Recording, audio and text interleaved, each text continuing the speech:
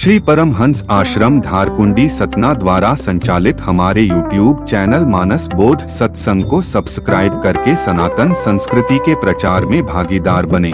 पहला तो है भेद भ्रांति। भेद भ्रांति जो होती है तो बिंब प्रतिबिंब के दृष्टांत से भेद भ्रम की निवृत्ति होती है। इसके लिए उदाहरण देते हैं कि बिंब और प्रतिबिंब का भेद। बिंब प्रतिबिंब जैसे ब्रह्म है और उसका प्रतिबिंब पड़ता है माया के ऊपर।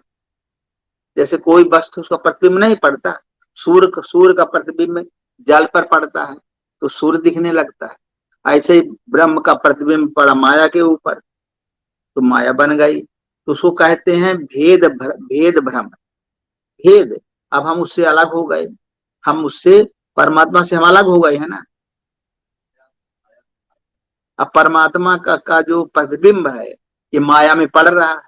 आप 1000 घड़े रख दीजिए तो सूर्य का जो प्रतिबिंब है वो घड़े पर पड़ेगा तो वहां सूर्य दिखाई पड़ने लगे। तो भेद भ्रम है वो, भेद भ्रम। तो इसको कैसे नष्ट होगा? ये बिंब प्रतिबिंब के दृष्टांत से नष्ट होगा।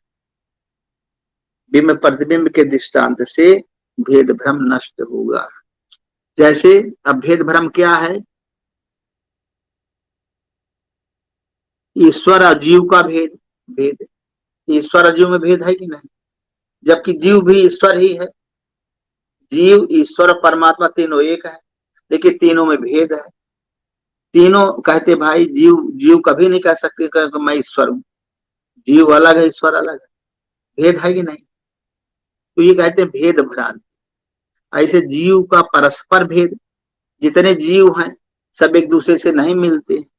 कोई कैसा भी है, कोई कैसा भी है। 84 लाख योनियों में जितने जीव हैं वो सब अलग अलग हैं। तो वो सब भेद है कि नहीं? तो भेद, तो जीव का भेद है। फिर जड़ का परस्पर भेद, जितनी जड़ पदार्थ है उनमें भी आपस में भेद है। ये मकान ऐसा है तो नदी ऐसी है तो तालाब वैसा है तो सूर्य इस प्रकार का है, चंद्रमा इस प्रकार का है, तारे इस प्रकार के हैं। यहाँ जाएंगे दूसरा दृश्य है, वहाँ 10 किलोमीटर में दूसरा दृश्य आ जाएगा, दूसरे खेत पात मकान मिल जाएंगे। दूसरी जगह शहर में जाए दूसरा शहर मिल जाएगा, तीसरी जगह तीसरे प्रकार का मिल जाएगा। पृथ्वी से जाएंगे तो चंद्रमा दूसरे प्रकार का, वहां जाके पहुंच गए लोग, दूसरे प्रकार का है। और वो मंगल ग्रह दूसरे प्रकार का है। तो हर जगह भेद है। जड़ों में भी भेद है, जो जड़ पदार्थ हैं उनमें भी भेद दिखाई पड़ता है। ऐसे जड़ों का हो गया। फिर जीव और जड़ का भेद। जीव और जड़ में भी भेद है। जीव के साथ में जड़ जुड़ा है। हम लोग, हमारा शरीर अलग ढंग का और आपका शरीर अलग ढंग का, उनका शरीर अलग ढंग का, उनका शरीर, जितने प्राणी उनके सबके शरीर अलग ढंग के। तो जीव और जड़ का भी भेद है, जड़ में भी भेद दिखाई पड़ता है। फिर जड़ और ईश्वर का भेद है। जड़ जो पदार्थ है उनमें ईश्वर में भी फर्क है। ईश्वर का संसार जो बना है वो एक जैसा नहीं है, वो तमाम प्रकार की सृष्टियां हैं। जीव और ईश्वर का भी, जड़ और ईश्वर का भी भेद।